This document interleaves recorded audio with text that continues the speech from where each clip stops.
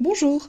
Dans cette série, nous nous intéresserons à la culture chrétienne afin de poser quelques bases élémentaires de la foi chrétienne ou bien d'aborder d'un autre point de vue la culture chrétienne. Cela peut donc s'adresser aussi bien à des croyants qu'à des incroyants. Dans cette première vidéo, nous allons nous intéresser plus particulièrement à la Bible, à son organisation et au message qu'elle porte selon les chrétiens. En France, tout d'abord, la liberté de religion et d'opinion est garantie.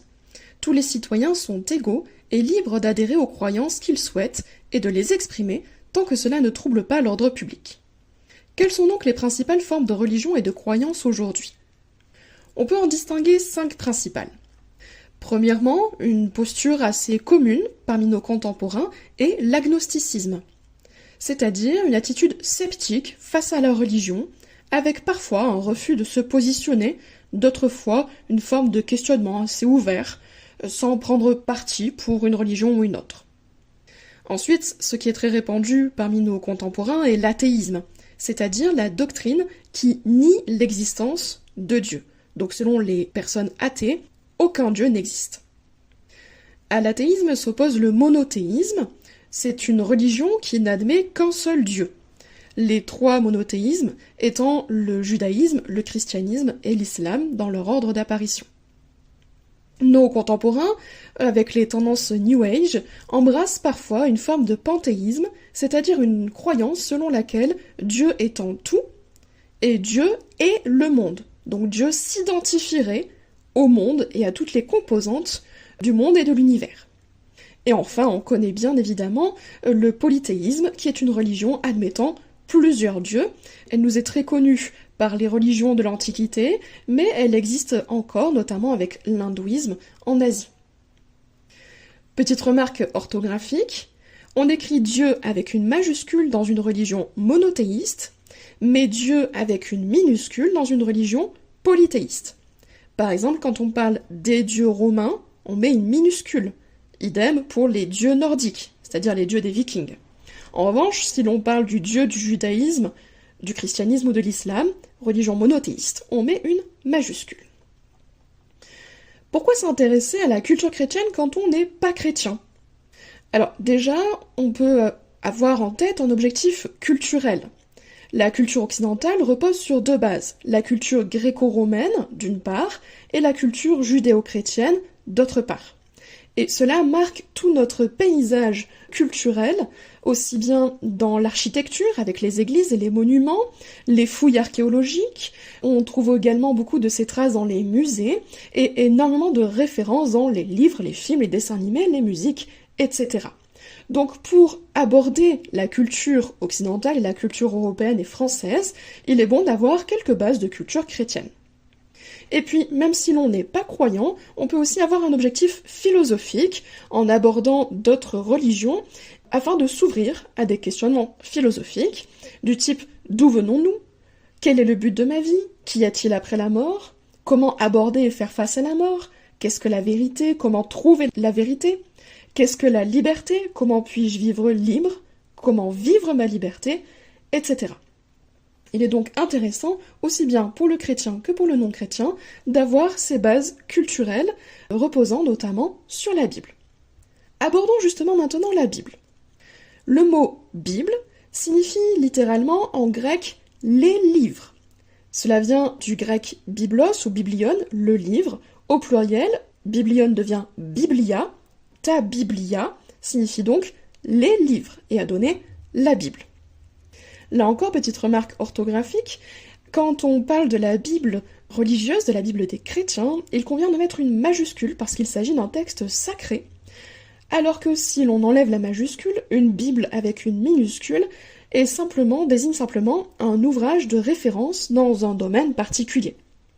Par exemple, si je parle en disant que la Bible contient les 10 commandements, dans ce cas-là, il faut mettre une majuscule, puisque c'est le livre sacré.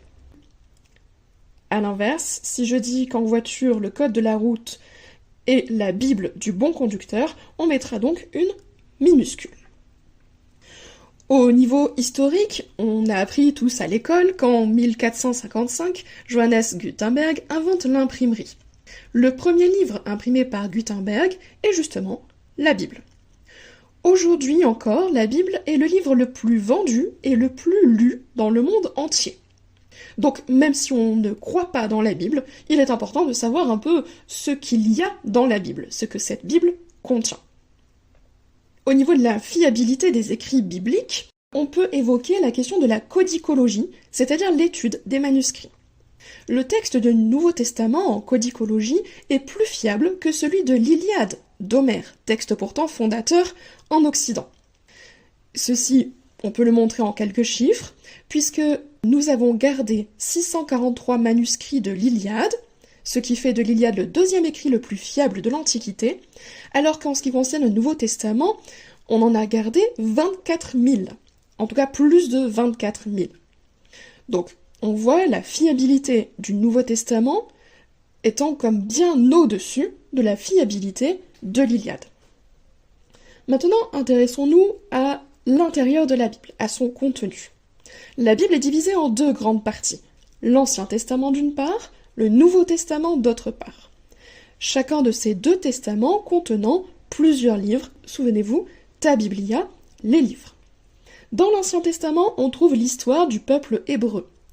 On y trouve également les lois, notamment les 10 commandements, des messages des prophètes qui parlent au nom de Dieu, mais également des prières, des poèmes et des proverbes.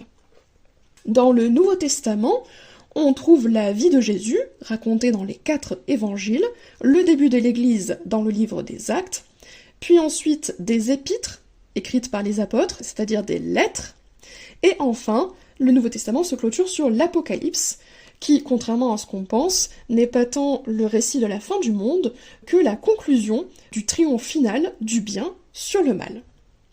Le verset le plus connu de la Bible se trouve dans l'Évangile de Jean au chapitre 3 et au verset 16. « Car Dieu a tant aimé le monde qu'il a donné son Fils unique, afin que quiconque croit en lui ne périsse pas, mais qu'il ait la vie éternelle. » Maintenant, un dernier questionnement pour clôturer cette vidéo.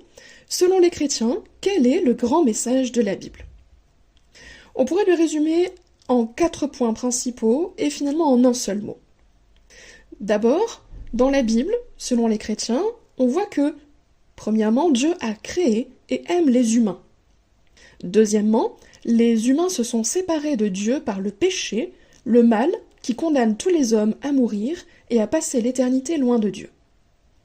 Troisièmement, dans le Nouveau Testament, on voit que Dieu est venu, en Jésus, montrer son amour en guérissant les malades et en accomplissant plein de miracles. Par Jésus, qui est mort à notre place, tous les pécheurs qui le souhaitent peuvent demander et obtenir le pardon auprès de Dieu, à cause de cet amour que Dieu a manifesté en Jésus. Dernièrement, on voit dans la fin du Nouveau Testament que celui qui met sa foi en Jésus devient chrétien et il lui incombe d'aimer les autres comme Dieu l'a aimé en premier. Si vous avez bien suivi ces 4 points, vous voyez clairement que le mot qui pourrait résumer la Bible selon les chrétiens, c'est simplement l'amour. Pour les chrétiens, Jésus choisit d'aimer les humains au point de mourir pour eux. Et ça peut être un peu dérangeant. D'ailleurs, le commandement le plus célèbre de Jésus est « aime ton prochain », c'est-à-dire aime l'autre, comme toi-même. Et cela peut nous ouvrir sur des questionnements philosophiques. Qu'est-ce que l'amour ? Un sentiment ou un choix ? Jésus n'a pas agi par sentiment, mais par choix au point de donner sa vie. Peut-on être heureux sans aimer ou sans être aimé ? Dans la Bible, on voit que l'humain a été créé pour vivre dans une relation d'amour avec Dieu. Est-il important de s'aimer soi avant d'aimer les autres ? Dans la Bible, on voit que Dieu nous aime d'abord. Et parce que nous recevons son amour, nous sommes rendus capables de nous aimer, de l'aimer en retour et d'aimer les autres ensuite.